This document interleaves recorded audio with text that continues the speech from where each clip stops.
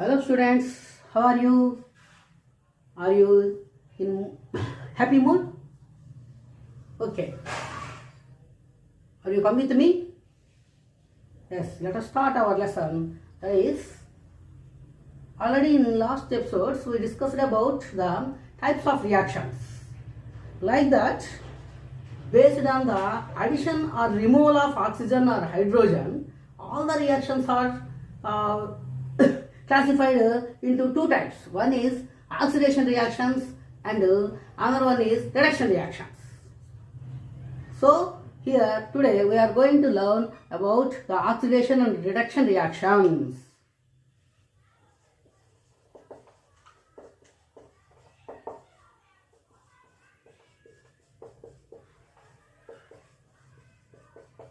Oxidation and reduction reactions. What is oxidation reaction? In a reaction where oxygen is added to a substance, it is oxidation reaction. Or hydrogen is released, that is also called as a oxidation reaction.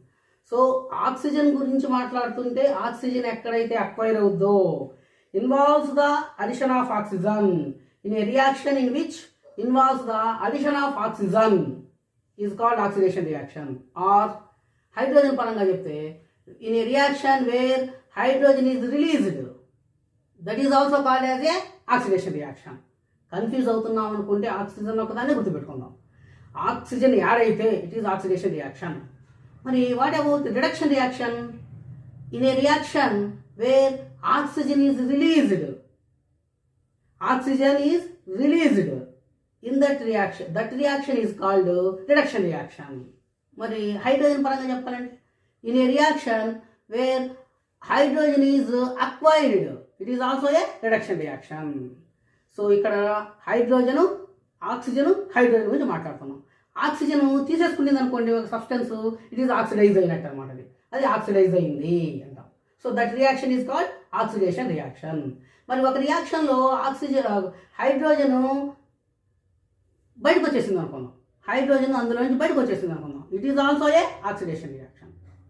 మరి reduction reaction అంటే ఒక రియాక్షన్లో oxygen బయటకు వస్తే it is called reduction reaction. అదే hydrogen ఆ కాంపౌండ్లోకి వెళ్ళిపోతే it is called reduction reaction. మరి oxidation reaction అంటే ఏదో చూద్దాం ఇప్పుడు. Oxidation reaction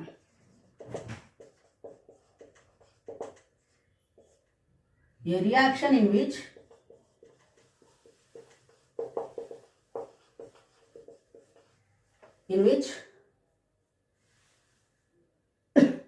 involves the addition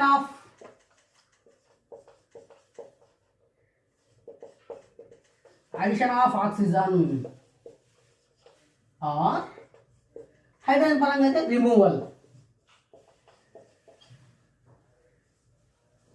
removal of hydrogen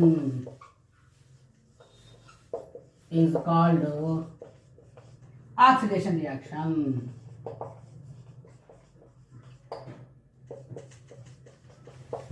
Oxidation reaction. So a reaction in which involves the addition of oxygen or removal of hydrogen is called oxidation reaction. మరి reduction reaction అంటే ఏదో చూద్దాం. Reduction, what is reduction reaction?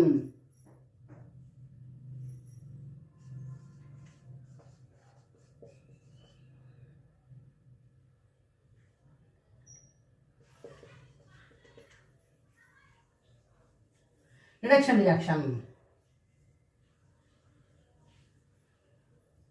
A reaction in which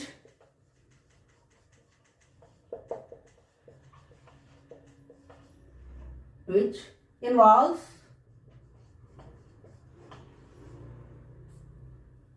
the removal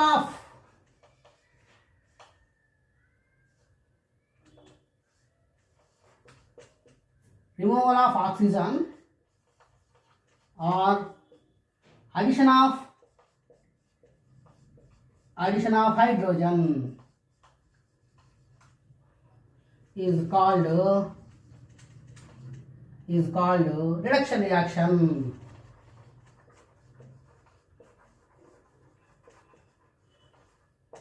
reduction reaction. So ikkada we are talking about based on oxygen or hydrogen. ఇక్కడ ముందు oxygen గురించి మాట్లాడదాం. Oxygen తీసుకుంటే addition అయితే it is oxidation, oxygen removal అయితే reduction reaction.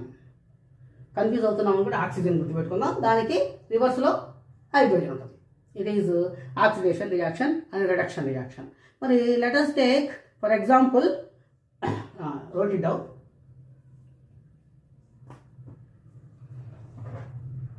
How's it and note it down.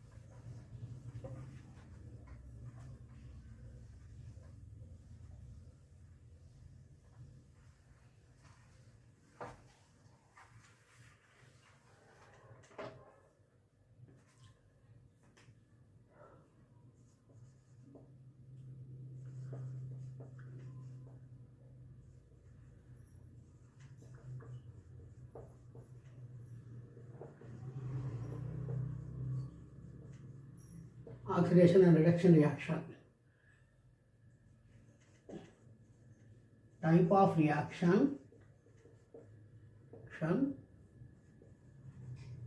oxygen,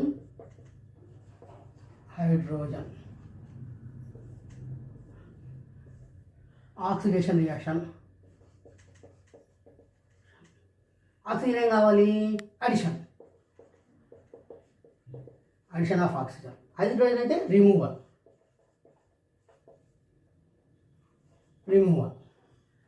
అదే reduction అయితే oxygen release, removal. ఇక్కడైతే అడిషన్. సో ఇట్లా గుర్తుపెట్టుకుంటే ఈజీగా గుర్తుంటుంది. మరి let us take copper. Copper ఏ కలర్లో ఉంటుంది? బ్రౌన్ కలర్లో ఉంటుంది. కాపర్ని ఏం చేద్దామంటే ఒక చైనా డిష్లో తీసుకుందాం కొద్దిగా కాపర్ని. Cu, it is in brown in colour. ఈ కలర్ బ్రౌన్ కలర్లో ఉండే కాపర్ని తీసుకొని మనం ఒక స్టాండ్ పైన పెట్టేది, 3 part స్టాండ్ అంటాం, ల్యాబ్లో యూజ్ చేస్తుంటాం అనమాట. అది ఎట్లా ఉంటుంది అంటే ఇట్లుంటుంది, 3 స్టాండ్ ఇట్లుంటుంది అనమాట. దీనిపైన దీన్ని పెట్టేసి పైన ఒక వైర్ గేజ్ పెట్టేస్తాం. వైర్ గేజ్ పెడితే ఏమవుతుందంటే హీటు డైరెక్ట్గా దానికి అప్లై కాకుండా కొద్దిగా ఆ వైర్ గేజ్ కాలిన తర్వాత దీనికి వస్తుంది అనమాట. సో ఆ విధంగా ఈ యొక్క కాపర్ చైనా డిష్ని ఒక వైర్ గేజ్ మీద పెట్టేసి దానికి ఒక 3 part మీద ఇటు హీట్ చేద్దాం. బ్రౌన్ కలర్లో ఉంది. ఎప్పుడైతే హీట్ చేస్తున్నామో ఇక్కడ చుట్టుపక్కల ఉన్నటువంటి ఆక్సిజన్, ఇక్కడ అంతా కూడా ఆక్సిజన్ ఉంటుంది, ఎయిర్లో ఉంచాం కదా దాన్ని. కాబట్టి ఆక్సిజన్ కార్బన్తో ఇక్కడ ఉండేటువంటి కాపర్తో రియాక్ట్ అయిపోయి మనకి పైన కొద్దిసేపటికి ఏమవుతుందంటే upper layer of the outer layer of the copper లోపలైతే ఏమో అనేది లేదు, బయట మాత్రం ఆక్సిజన్ అంతా ఉంది కాబట్టి అక్కడ ఆక్సిజన్తో రియాక్ట్ అయిపోయి కాపర్ ఆక్సైడ్గా మారుతుంది. ఎట్లా తెలుస్తుంది మనకంటే కాపర్ ఆక్సైడ్ కలర్ బ్లాక్గా మారిపోతుంది. సో CuO కలరు బ్లాక్గా మారింది అనమాట. ఇక్కడ చూడండి, Cu + O2 gives rise CuO. So 2Cu + 2CuO O2 ఇక్కడ అది కాపర్ ఆక్సైడ్గా మారిపోయింది అనమాట. అంటే ఇక్కడ బ్రౌన్ కలర్లో ఉండేటువంటి కాపరు బ్లాక్ కలర్లో ఉండేటువంటి పైన లేయర్ మాత్రమే, ఎందుకంటే ఆక్సిజన్ అక్కడే కదా సప్లై అవుతుంది కాబట్టి పైన ఒక కోటెడ్ లాగా వచ్చేస్తుంది అనమాట. సో ఇక్కడ ఆక్సిజన్ కాపర్కి ఆక్సిజన్ అడిషన్ అయింది కాబట్టి it is called oxidation reaction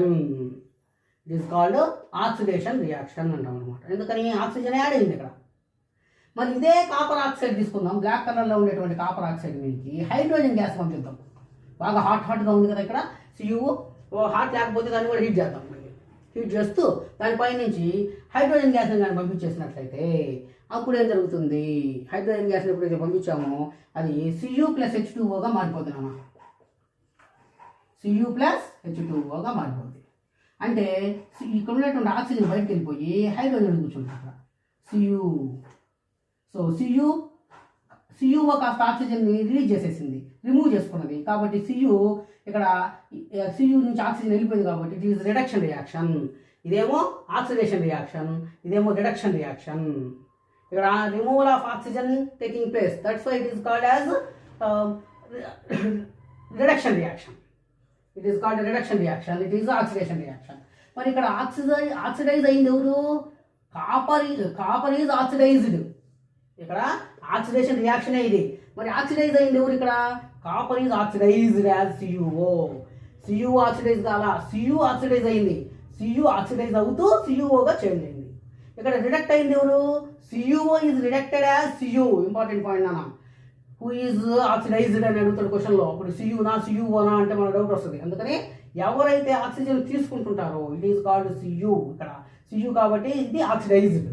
Cu oxidized as CUO. CUO is reducted as CU. Am I clear? Point to be noted. Cu is oxidized as CuO. CuO is reduced as Cu. It is oxidation reduction reaction. But in every reaction, మనం ఏదైనా ఒక reaction జరుగుతుందంటే అక్కడ డెఫినెట్గా ఒకటి oxidise అయితే ఇంకొక element రిడక్ట్ అవుతుంది. ఒక ఆక్సిజన్ జనరల్గా ఆక్సిడేషన్ రిడక్షన్ ఒకే రియాక్షన్లో జరుగుతుంటాయి. అలాంటి రియాక్షన్లు ఏమంటామంటే ఆక్సిడేషన్ రిడక్షన్ రియాక్షన్స్, లేదా సింపుల్గా కావాలంటే రెడాక్స్ రియాక్షన్స్ అంటాం అనమాట. రెడాక్స్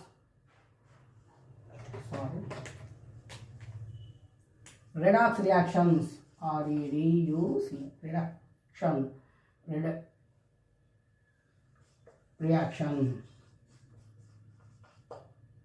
రిడక్ట్ రియాక్షన్స్ అంటాం అనమాట. వాటిని redox REDUOX redox reactions, call them as redox reactions. ఆ రిడక్షన్లో ఉండే రెడ్ ఆక్సిజన్లో ఉండే OX రెండు కలిస్తే రిడాక్స్ రియాక్షన్స్ అంటాం. సో ఒకే రియాక్షన్లో ఆక్సిడేషను రిడక్షను రెండు జరుగుతాయి అనమాట. అలాంటి రియాక్షన్స్ని మనం రిడాక్స్ రియాక్షన్స్ అంటాం అనమాట. ఫర్ ఎగ్జాంపుల్ రిడాక్స్ రియాక్షన్స్కి ఎగ్జాంపుల్ ఉంటాయి.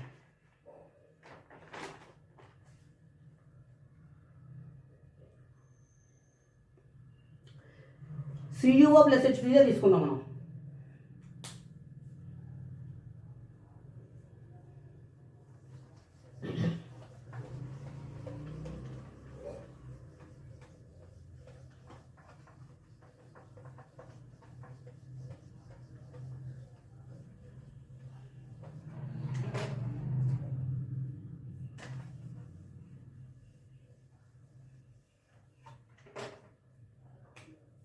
CuO + H2 gives rise Cu + H2O.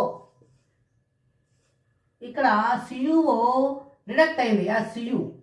మరి ఇక్కడ ఉండే ఆక్సిజన్ ఎవరు తీసుకున్నారు? హైడ్రోజన్ తీసుకున్నది ఇక్కడ. కాబట్టి హైడ్రోజన్ ఏమైంది? ఆక్సిడైజ్ అయింది.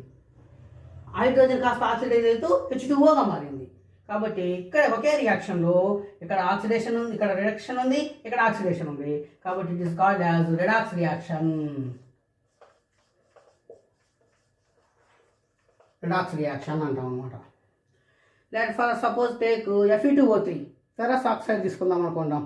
ఫెరస్ ఆక్సైడ్ Fe2O3 దాన్ని కార్బన్తో కలిపి మండిస్తున్నాను నేను. కార్బన్తో కలిపి మండిస్తున్నా అంటే బొగ్గులు వేసాను అనమాట, లేదా కార్బన్ పౌడర్ వేసాను, హీట్ చేస్తున్నాను.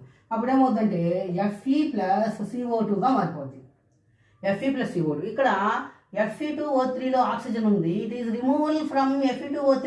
Oxygen is removal from Fe2O3. కాబట్టి అది Feగా మారింది. కాబట్టి it is lost oxygen. So Fe2O3 get reducted as Fe. మరి సేమ్ టైం కార్బన్ ఆక్సిజన్ తీసుకునింది. కాబట్టి carbon is oxidised as CO2. So it is also a redox reaction. మరి ఇంకొక రియాక్షన్ తీసుకుందాం. PbO లెడ్ ఆక్సైడ్ తీసుకుందాం. దాన్ని కూడా కార్బన్తో కలిపి మండిస్తున్నా. అప్పుడు Pb + CO2గా మారిపోతుంది. It is also a reduction reaction, redox reaction. ఇంకొక రియాక్షన్ తీసుకుందాం మనం. MnO2 + HCl. let us take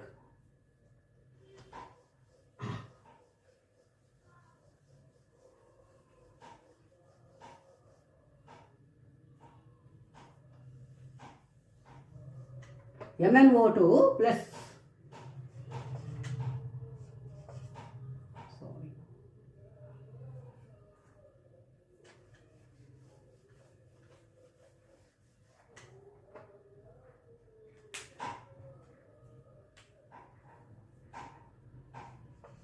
MnO2 plus HCl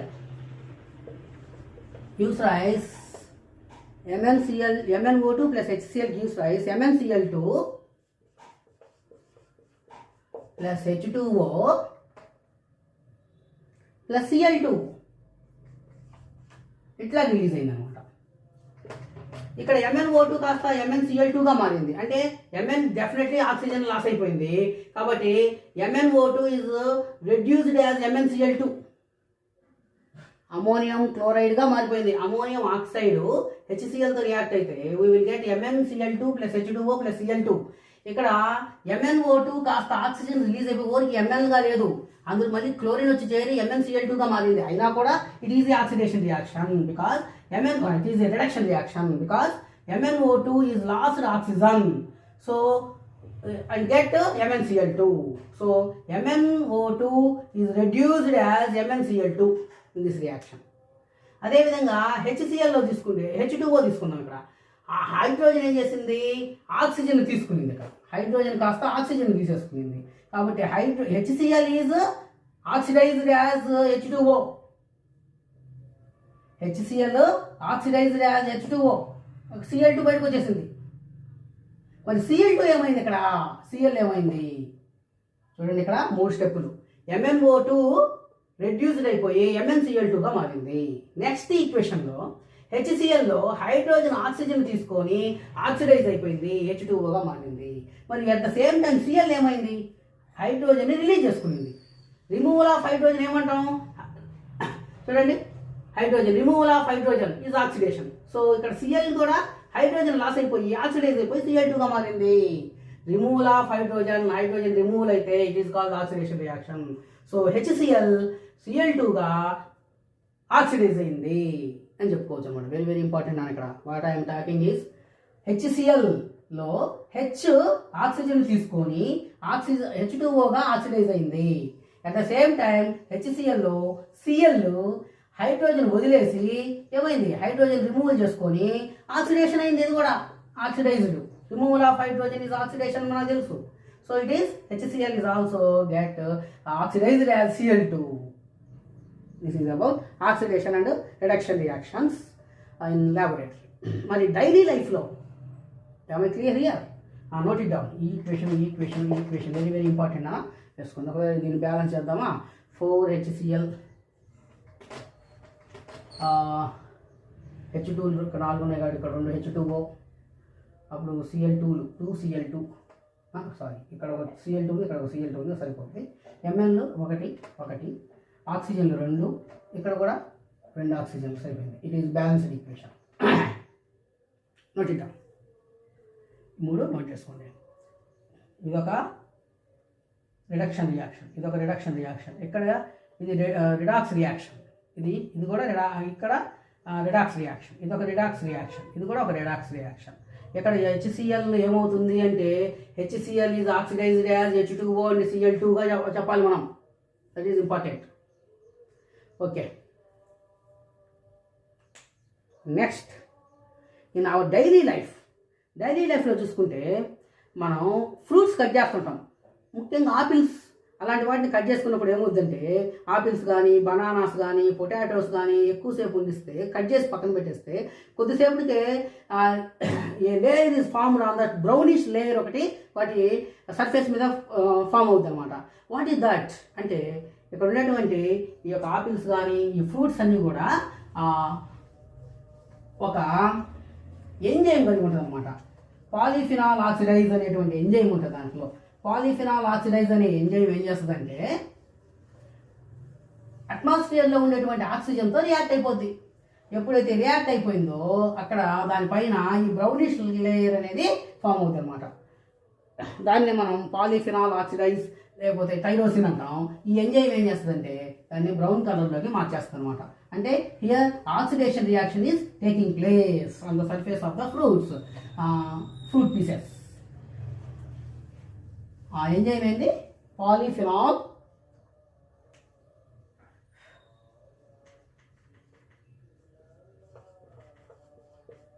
polyphenol polyphenol oxidase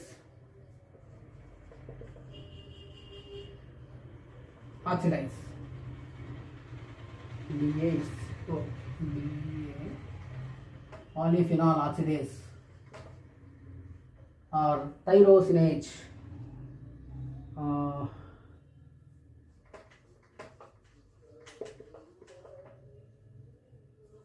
tyrosinase టైరోసినేజ్ అనేటువంటి ఎంజైమ్ ఉంటుంది. ఈ ఎంజైమ్ ఏం చేస్తుంది? దాంతో రియాక్ట్ అయిపోయి పైన లేయర్ లాగా ఫామ్ అయ్యేటట్టుగా చేస్తూ ఉంటుంది అనమాట. నెక్స్ట్ మనం ఇళ్ళల్లో చూస్తూ ఉంటాం ఐరన్ ఆర్టికల్స్ కొత్తవి తీసుకొని వచ్చినప్పుడు బాగా కొద్దిగా షైనీగా అట్లా ఉంటాయి అనమాట. వెన్ వీ వాటిని left them in a moisture air, గాలిలో వదిలేసామనుకోండి. ఇప్పుడు ఐరన్ ఇల్లు కట్టేటప్పుడు ఐరన్స్తో కడ్డీ తీసుకొని వస్తూ ఉంటాం. వాటిని కానీ తెచ్చినప్పుడు బాగా బ్లాక్గా బాగా ఉంటాయి అనమాట. అవి అదే బయట వదిలేసినామంటే కొద్ది రోజులకి ఏమవుతుంటే ఎర్రగా ఒక బ్రౌనిష్ కలర్ దాని మీద ఫామ్ అవుతూ ఉంటుంది. What is that? మరి ఎప్పుడు ఎక్కువగా ఉంటుందంటే వర్షాకాలంలో ఎక్కువగా ఉంటుంది అనమాట. తడిగా అట్మాస్ఫియర్ హ్యూమిడిటీగా ఉన్నప్పుడు హ్యూమిడ్ అట్మాస్ఫియర్లో దానిపైన ఒక లేయర్ అనేది ఫామ్ అవుతూ ఉంటుంది అనమాట. ఇక్కడ Fe తీసుకుంటే ఫెర్రస్ ఆక్సిజన్తో రియాక్ట్ అయ్యి Fe2O3గా ఫామ్ అయిపోద్ది. ఇది నిజంగా అయితే చాలా కాంప్లెక్స్ రియాక్షన్. ఇది మనం అర్థం చేసుకోవడం కోసం ఇది రాస్తున్నాం. Not exactly this equation. మరి Fe + O2 gives us Fe2O3గా ఫామ్ అవుతుంది అనమాట. అంటే ఇది బ్రౌనిష్ కలర్లో ఉండేటువంటి దానిపైన ఉండేటువంటి దాన్ని ఏమంటామంటే రషింగ్ ఆఫ్ ఐరన్ అంటాం అనమాట. రషింగ్ ఆఫ్ ఐరన్, రస్ట్ ఏర్పడుతుంది దానిపైన, అదే రషింగ్ అంటాం అనమాట. సో ఐరన్ రషింగ్ అవుద్ది. ఇది మామూలుగా డైలీ లైఫ్లో చూస్తున్నాం అనమాట. ఇంకా కొన్ని మనం వెండి వస్తువులు తీసుకున్నట్లయితే ఏజీ అలాంటి కొన్ని వస్తువులు తీసుకొని గాల్లో వదిలేస్తుంటాం. మామూలుగా మనం వేసుకునేటువంటి గజ్జలు కానీ లేదా ఇంకా ఉండేటువంటి వెండి సామాన్లు కానీ ఎయిర్లో వదిలేస్తాం. అయితే ఎయిర్లో ఉండేటువంటి కొన్ని మాయిశ్చర్డ్ యాసిడ్స్ ఉంటాయి ఎయిర్లో. సో అది ఈ యొక్క ఏజీతో మన యొక్క వెండితో రియాక్ట్ అవుతాయి. రియాక్ట్ అయిపోయినప్పుడు వాటిపైన అవి టార్నిష్ అయిపోతాయి అనమాట. టార్నిష్ అంటే ఏంటంటే అవి డల్ అయిపోతాయి. అప్పుడు కొనేటప్పుడు బాగా షైనీగా ఉంటాయి. ఎప్పుడైతే కొద్ది రోజులు అవుతున్నాగానే వాటి మీద ఒక బ్లాక్ లాంటి లేయర్ ఫామ్ అవుతుంది. ఆ లేయర్ వల్ల అవి టార్నిష్ అవుతాయి.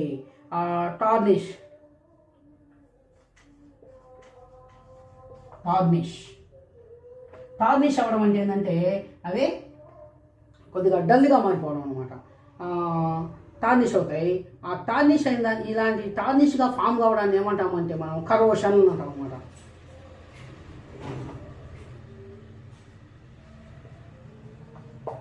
కరోషన్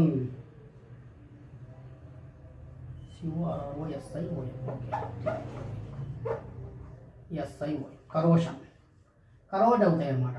అంటే మనం తీసుకున్నటువంటి మెటల్ ఆర్టికల్స్ వెండి కానీ లేకపోతే మనం తీసుకున్నటువంటి ఫెర్రస్ కూడా అంతే. ఐరన్ కూడా అవి కరోడ్ అవుతాయి. అయితే దీన్ని ఏమంటామంటే రషింగ్ ఆఫ్ ఐరన్ అంటాం. దీన్ని మాత్రం టార్నిషింగ్ ఆఫ్ మెటల్స్ అంటాం అనమాట. టార్నిషింగ్ ఏం జరుగుతాయి అంటే ఇక్కడ మనం తీసుకున్నటువంటి ఏజీ తీసుకుందాం. ఏజీ ప్లస్ గాల్లో ఉండేటువంటి H2S గ్యాస్ ప్లస్ ఆక్సిజన్, ఈ మూడు రియాక్ట్ అవుతాయి అనమాట. H2S అంటే ఏంటంటే హైడ్రోజన్ సల్ఫైడ్ గ్యాస్. ఎక్కువగా మురికి కాలువ దగ్గర మురికి వాసన వస్తుంటుంది, అది కారణము H2S గ్యాస్ అనమాట. ఇంకా మురిగిపోయిన కోడిగుడ్లు అవి కూడా వచ్చేటువంటి దాంట్లో నుంచి ఈ యొక్క H2S గ్యాస్ వస్తూ ఉంటుంది అనమాట. ఇవన్నీ గాల్లో తిరుగుతూ ఉంటాయి. ఎప్పుడైతే మన దగ్గర ఉన్నటువంటి ఏజీ అనేటువంటి మెటల్ ఉందో దాంతో ఇవన్నీ కూడా రియాక్ట్ అయిపోయి అక్కడ దాని మీద ఒక లేయర్ ఫామ్ అవుద్ది. దట్ ఈజ్ AG2Sగా మారిపోద్ది. ఇంకా మనకి H2O కూడా రిలీజ్ అవుద్ది.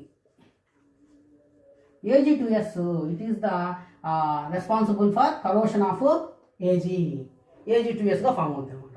It is also oxidation reaction, ఎందుకంటే ఆక్సిజన్తో రియాక్ట్ అవుతున్నాయి అన్నమాట. ఇక్కడ ఈ విధంగా అవి corrosion is the oxidation deterioration of metals.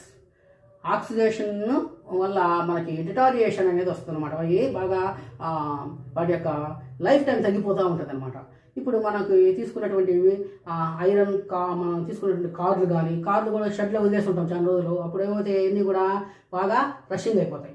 So కార్లు కానీ, తర్వాత రైల్ ట్రాక్స్ కానీ, తర్వాత పెద్ద పెద్ద బ్రిడ్జీలు కానీ, ఇవన్నీ కూడా కొద్ది రోజులకి మాయిశ్చర్డ్ ఎయిర్తో రియాక్ట్ అయిపోయి మనకి ఫెర్రస్ ఆక్సైడ్గా మారిపోయి ఎర్రగా మారిపోతాయి అనమాట. ఎర్రగా ఎప్పుడైతే మారిపోయిందో దాని యొక్క స్ట్రెంత్ తగ్గిపోద్ది.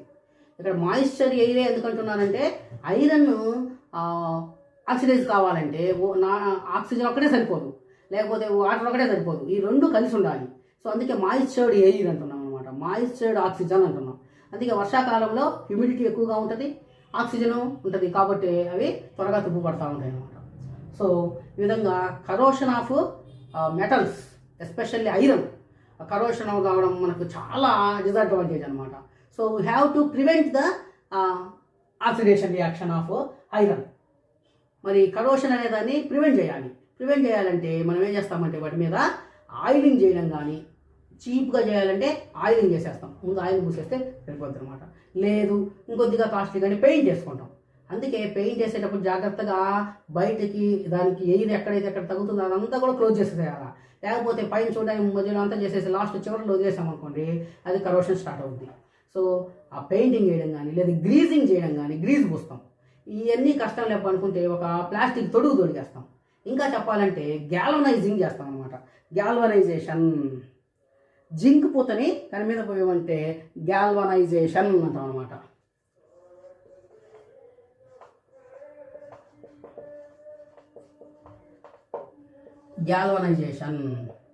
గ్యాల్వనైజేషన్ అంటే ఐరన్ మెటల్ పైన మనం జింక్ మెటల్ కానీ లేయర్ లాగా పూసేస్తే, అంటే లోపలేమో ఐరన్ ఉంటుంది, బయటేమో జింక్ పూత పోయబడి ఉంటుంది.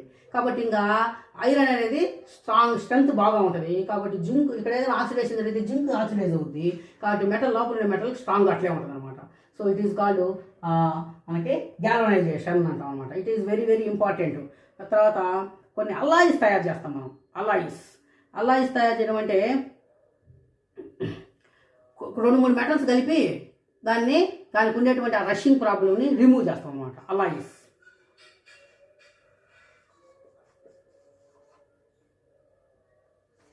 చేస్తాం అనమాట. ఈ అల్లాయిలో అల్లాయిస్, ఈ అల్లాయిస్లో ఏం చేస్తామంటే 2 or 3 మెటల్స్ కలుపుతాం అనమాట.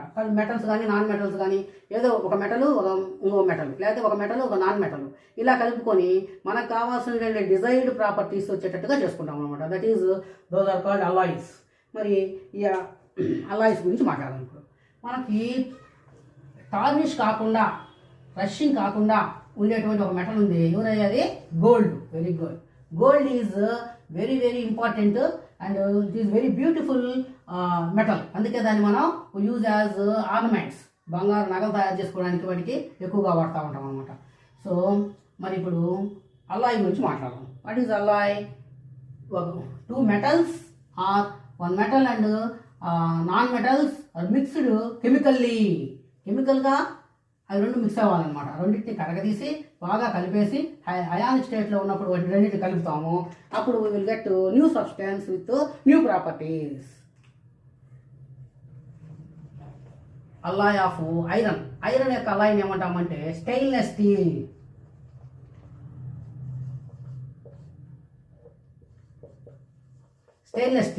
మన ఇంట్లో వాడేటువంటి స్టీల్ పాత్రలన్నీ కూడా ఈ యొక్క అల్లాయ్ అనమాట. ఇది ఏంటంటే కార్బను, నికెలు, క్రోమియం. కార్బన్, నికెల్, తర్వాత క్రోమియం. ఈ మూడింటిని కలిపి మనం ఆ యొక్క స్టెయిన్లెస్ స్టీల్ తయారు చేస్తాం అనమాట. So it is alloy. కాబట్టి స్టెయిన్లెస్ స్టీల్ తుప్పు పట్టదు. కాబట్టి ఐరన్ అనేది స్ట్రాంగ్గా ఉంటుంది. కాబట్టి మనం తీసుకునేటువంటి స్టెయిన్లెస్ స్టీల్ వెజల్స్ కూడా స్ట్రాంగ్గా ఉంటాయి. అట్ ద సేమ్ టైం అవి it is prevented from corrosion. కాబట్టి రషింగ్ నుంచి కాపాడినాం మనం, corrosion rushing what is maybe. So అది. తర్వాత ఇంకొకటి బ్రాస్ ఉంది నాన్న.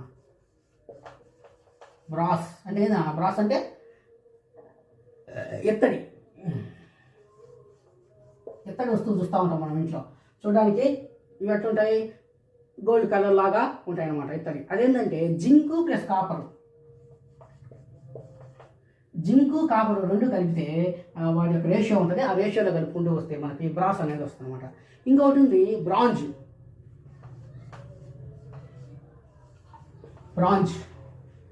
ఈ బ్రాంజ్లో దీన్ని కంచు అంటాం. కంచు మోగినట్లు కనకమ్మ మోగునాయా పద్యం కూడా ఉంది. ఎందుకంటే భలే సౌండ్ వస్తుంది అనమాట. మన ఇంట్లో మనకి గుళ్ళల్లో ఉండేటువంటి గంటలు, దేవుడి గంటలు అవన్నీ తయారు చేయడానికి ఈ బ్రాంజ్ని ఉపయోగిస్తాం అనమాట. ఈ బ్రాంజ్లో ఏముంటుందంటే కాపరు ప్లస్ టిన్ ఉంటుంది అనమాట. Cu ప్లస్ టిన్, ఈ రెండు కలిపితే బ్రాంజ్ వస్తుంది. సో లైక్ దట్ మనం ఎల్లాయిస్ యూజ్ చేసుకొని we can overcome from the problem of rusting or corrosion. ఆ విధంగా మనం ఓవర్కమ్ కావచ్చు అనమాట. అదేవిధంగా ఇంకా మన డైలీ లైఫ్లో కానీ చూసినట్లయితే rising of dough with yeast. మనం ఇంకా దోశల పిండి కలుపుకుంటుంటాం అనమాట. ఈస్ట్ కొద్దిగా మనం ఆ దోశల పిండిలోకి కొద్దిగా సోడా ఉప్పు వేసేసి నైట్ లోపల పెట్టేస్తే తెల్లవారేటప్పటికి అందులో ఉండేటువంటి కార్బన్ కాంపౌండ్స్ అన్నీ కూడా బాగా పైకి లేస్తాయి అనమాట. డౌ అయిపోద్ది అనమాట బాగా పిండి. ఆ పిండి అంతా కూడా బాగా రైజింగ్ జరుగుద్ది. అక్కడ ఏం జరుగుతుంది అంటే ఆక్సిడేషన్ రియాక్షనే జరుగుద్ది అనమాట అక్కడ. తర్వాత ఇంకా బ్లీచింగ్ ఆఫ్ కలర్. మనం bleaching of colour objects using moisture chlorine. Bleaching చేస్తాం. కొన్ని కలర్స్ ఏమైనా ఉంటే ఆ వస్తువుల పైన, గుడ్డల పైన ఆ కలర్ పోయేటట్టుగా చేస్తాం అనమాట. దానికోసం ఏం చేస్తామంటే క్లోరిన్ గ్యాస్ని యూజ్ చేస్తాం. అదేందో చూద్దాం మనం. Note it down. Stainless steel, bronze ఏమేమి కలుపుతాం అనేది ఇంపార్టెంట్. తర్వాత ఇక్కడ కలర్ని రిమూవ్ చేస్తాం. It is also A oxidation reaction. అదేందో చూద్దాం. బ్లీచ్ అంటాం దాన్ని. బ్లీచ్ చేసేటప్పుడు ఏమవుతుంది అంటే దానికి ఉండేటువంటి కలరు చేంజ్ అయిపోద్ది, కలర్ పోద్ది అనమాట. అది ఎట్లా చూద్దాం. ఇప్పుడు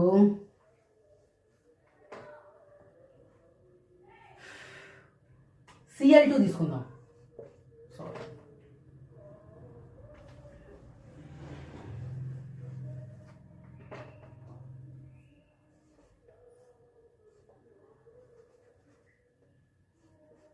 Cl2 plus H2O, Cl2 plus H2O ఈ రెండింటి కలిపి హీట్ చేస్తున్నాం నాన్న. కలిపి హీట్ చేస్తే మనకు ఇక్కడ HOCl ప్లస్ HCl అని వస్తాయి అన్నమాట. HOCl plus HCl. ఈ HCl మనకు తెలుసు హైడ్రోక్లోరిక్ యాసిడ్. మరి HOCl ఏమవుద్ది? HOClని ఇంకా ఫర్దర్గా హీట్ చేస్తే అది HCl ప్లస్ ఓగా డివైడ్ అయిపోద్ది. ఓ అనేది ఇక్కడ O2గా ఉండదు, అటామిక్ స్టేట్లో ఉంటుంది. It is very high reactive oxygen, fresh oxygen అనమాట. ఇక్కడ అప్పుడప్పుడే న్యూలీ బర్న్ ఆక్సిజన్ HOCl నుంచి HCl ప్లస్ ఓగా మారిపోయింది. It is in atomic state. కాబట్టి ఎవరితోనే సరే వెంటనే రియాక్ట్ అయిపోద్ది, అక్కడ ఉండేటువంటి కలర్తో రియాక్ట్ అయిపోద్ది. So colour plus newly born oxygen gives rise colourless ఆబ్జెక్ట్గా మారిపోద్ది అనమాట. కలర్లెస్ ఆబ్జెక్ట్గా మారిపోద్ది. So it is oxidation reaction. దీన్ని స్టెయిన్ రిమూవల్గా ఎక్కువగా ఉపయోగిస్తూ ఉంటాం అన్నమాట. మనం Cl2 plus H2O gives rise HOCl plus HCl. HOCl కాస్త HCl ప్లస్ ఓగా మారుద్ది. ఇది న్యూలీ బర్న్ ఆక్సిజన్, అప్పుడే పుట్టిందట. లేకపోతే అటామిక్ స్టేట్లో ఉండేటువంటి ఆక్సిజన్ అనమాట. అది కలర్ ఆబ్జెక్ట్తో రియాక్ట్ అయిపోయి కలర్లెస్ ఆబ్జెక్ట్గా మారిపోతుంది అనమాట. ఓకే, నెక్స్ట్ మన ఇంట్లోకి కరెంటు వర్షాకాలంలో అయితే కరెంటు వస్తూ పోతూ అట్లా ఉంటుంది అనమాట. ఇంటరప్షన్ జరుగుతుంటుంది. ఎందుకంటే ఆ మెటల్స్ పైన కాపర్ మెటలు లేకపోతే అల్యూమినియం మెటలు ఇక్కడ కనెక్షన్ వచ్చి ఉంటాయి. ఆ కనెక్షన్ దగ్గర వాటి ఆక్సైడ్స్ ఫామ్ అవుతాయి. CuO ఫామ్ అయింది అనుకోండి, it is insulator of electric current. ఇది ఇన్సులేటర్ అనమాట. Cu అయితే గుడ్ కండక్టరే. మరి Cu అనేది కండక్టర్ కాదు. కాబట్టి అక్కడ అది తగిలినప్పుడు ఆ కరెంట్ ఆగిపోద్ది అనమాట. ఎప్పుడైతే మళ్ళీ ఆ గాలి కొద్దిగా రఫ్ అయినప్పుడు మళ్ళీ ఆ లేయర్ అటు వెళ్ళిపోద్ది, అప్పుడు మళ్ళీ కరెంట్ పాస్ అవుతుంది. సో ఈ ఇంటరప్షన్స్ ఇన్ ఎలక్ట్రిక్ సర్క్యూట్ పాసింగ్లో కూడా మనకి ఈ యొక్క ఆక్సిడేషన్ వల్లనే ఈ యొక్క జరుగుతూ ఉంటుంది అనమాట. It is oxidation reaction in our daily life. Next ఇంకొకటి ఉంది నాన్న, very very important, rancidity. Next one is rancid. అదేదో చూద్దాం.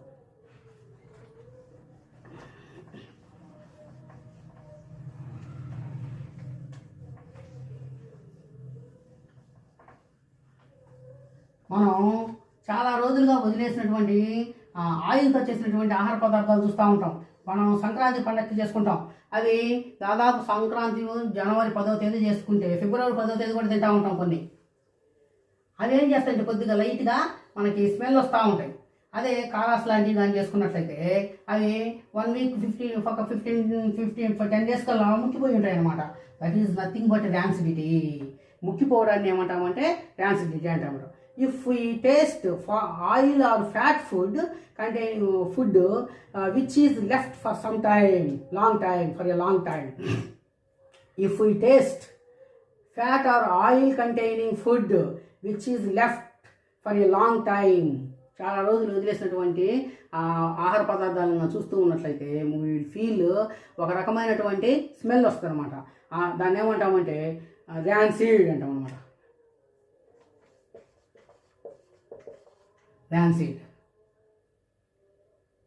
ర్యాన్సిడ్ దీన్ని ర్యాన్సిడిటీ అంటాం. DITY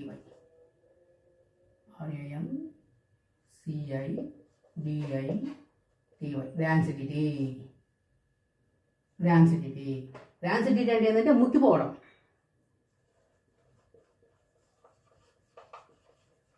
ఎందుకని ఆయిల్ కంటెంట్స్లో ఉండేటువంటి కార్బోహైడ్రేట్స్ అవి ముక్కిపోతాయి అనమాట. ఆక్సిజన్తో రియాక్ట్ అయిపోయి మనకి ముక్కిపోయినట్టుగా స్మెల్ వస్తూ ఉంటాయి. అలాంటివి మనం తినకూడదు. ఇంకా తింటే థ్రోట్ ప్రాబ్లమ్స్ రావడం, లేకపోతే కడుపులో ఇరిటేషన్ రావడం ఇలాంటివి జరుగుతూ ఉంటాయి అనమాట. సో ఇక్కడ spoiling of food is taking place because of oxidation. అదే rancidity. Spoiling of food is taking place. మరి ఆ స్పాయిలింగ్ ఆఫ్ ఫుడ్ని మనం ప్రివెంట్ చేయాలంటే, ర్యాన్సిడిటీ నుంచి కాపాడాలంటే ప్రిజర్వేటివ్స్ కలుపుతాం అన్నమాట. మనం కొన్ని ప్రిజర్వేటివ్స్ కలుపుకుంటాం. ముఖ్యంగా మన ఇంట్లో చేసేటువంటి పచ్చడి, గోంగూర పచ్చడి కానీ, మామిడికాయ పచ్చడి కానీ, ఇవన్నీ కూడా ఎక్కువ రోజులు స్టాక్ ఉంటాయి. కారణం ఏంటంటే అందులో సి విటమిన్ అనేది ఉంటుంది అనమాట. కాబట్టి ఎక్కువ రోజులు ఉంటుంది. మరి అట్లా కాకుండా ఉండాలంటే కొద్దిగా వెనిగర్ కలుపుతాం మనం. వెనిగర్ని కలిపితే 5% of acetic acid, 5% 0 to 5% of acetic acid CH3COOH ప్రిజర్వేటివ్గా ఉపయోగించుకుంటాం అనమాట. మనం వాడేటువంటి కొనుక్కొని వచ్చేటువంటి పికిల్స్, ప్రియా పికిల్స్ కానీ, ఇంకా లేదా దుర్గా పికిల్స్ ఏదో తెస్తుంటాం కదా, అందులో ఈ యొక్క వెనిగర్ అనేది కలుపుతాడు అనమాట. అందుకే అది ఎక్కువగా తింటే కొద్దిగా కడుపులో మంట వచ్చినట్టుగా ఉంటుంది. సో మన ఇళ్ళల్లో మన అమ్మమ్మ పెట్టేటువంటి పచ్చళ్ళు అవన్నీ కలపం. అలాంటివి లేకుండానే మనం సంవత్సరం రోజులు నిలవ చేయగలుగుతాం. కానీ వీళ్ళు మాత్రం ఇలాంటి కలుపుకొనే చేయగలుగుతారు అనమాట. సరే, మొత్తానికి ఈ యొక్క ర్యాన్సిడిటీ నుంచి మనం ఓవర్కమ్ కావాలంటే యూజ్ సి విటమిన్ అండ్ ఈ విటమిన్. సి విటమిన్ మనం తీసుకునేటువంటి, మనం సెలెక్ట్ చేసుకునేటువంటి పచ్చళ్ళల్లోనే అన్ని మామిడికాయలు కానీ, లేకపోతే చింతకాయలు కానీ, ఉసిరికాయలు కానీ, వీటన్నిటిలో కూడా సి విటమిన్ పుష్కలంగా ఉంటుంది. కాబట్టి వాటితో మనం పచ్చడి పెట్టేస్తున్నాం. మరి ఇంకా ఏవైనా కొన్ని కలపాలనుకుంటే విటమిన్ సి, విటమిన్ ఈలని, విటమిన్ సి ఆర్ విటమిన్ ఈని ప్రిజర్వేటివ్స్గా ఉపయోగించుకుంటాం. ఇంకా మనం ప్రిజర్వేటివ్గా నైట్రోజన్ గ్యాస్ని ఉపయోగిస్తాం అనమాట. ఇప్పుడు చిప్స్ ఉన్నాయి, ఉల్లగడ్డ చిప్స్, మనం లేస్లు అయి తింటుంటాం. అందులో ఫ్లష్డ్ ప్యాకెట్ వస్తుంది అనమాట, బాగా ఉబ్బిపోయినటువంటి ప్యాకెట్ ఉంటుంది. అందులో లోపల ఎయిర్ అనేది ఉంటుంది అనమాట. ఆ ఎయిర్లో ఎక్కువగా నైట్రోజన్ గ్యాస్ని ఉపయోగిస్తాం అనమాట. N2 గ్యాస్ ఏంటంటే కొద్దిగా ఇన్యాక్టివ్ గ్యాస్ అనమాట. అది ఇన్యాక్టివ్ గ్యాస్. ఎందుకంటే నైట్రోజన్కి నైట్రోజన్ మధ్యలో ట్రిపుల్ బాండ్ ఉంటుంది. ఇది తొందరగా విడిపోయి అది నైట్రోజన్ వేరే వాళ్ళతో రియాక్ట్ అవ్వడం కష్టం అనమాట. అందుకని మనం నైట్రోజన్ గ్యాస్ని ఇక్కడ యూజ్ చేస్తూ ఉంటాం. అదేం చేస్తుందంటే slow down the oxidation process. కంప్లీట్గా కాదు కానీ స్లో డౌన్ చేస్తాం అనమాట. అందుకే ఎయిర్ టైట్, తక్కువ రేటుగా ఉండేది అంటే ఎయిర్ టైట్ బ్యాగ్స్ వాడతాం అనమాట. ఎయిర్ని పంపిస్తాం లోపలికి, ఇంక మూసేస్తాం. ఆ ఎయిర్లో కూడా ఎక్కువగా మనం నైట్రోజన్ గ్యాస్ని కానీ పంపించినట్లయితే అది కొద్ది రోజులు ఎక్కువ రోజులు నిల్వ ఉండడానికి ఉంటుంది అనమాట. So it is about rancidity, ముక్కిపోవడం. ముక్కిపోవడానికి కారణం ఎవరంటే ఆక్సిడేషన్ రియాక్షన్ అనమాట. సో ఆయిల్, ఫ్యాట్ ఆక్సిజన్తో రియాక్ట్ అయిపోయి అవి ర్యాన్సిడిటీ జరుగుతుంది అనమాట. సో వీటిని ప్రివెంట్ కావాలంటే మనం విటమిన్ సి, విటమిన్ ఈ వాడతాం. ఇంకా నైట్రోజన్ గ్యాస్ని కూడా యూజ్ చేస్తాము. వీటిని యాంటీ ఆక్సిడెంట్స్ అంటాం అనమాట. Anti oxidant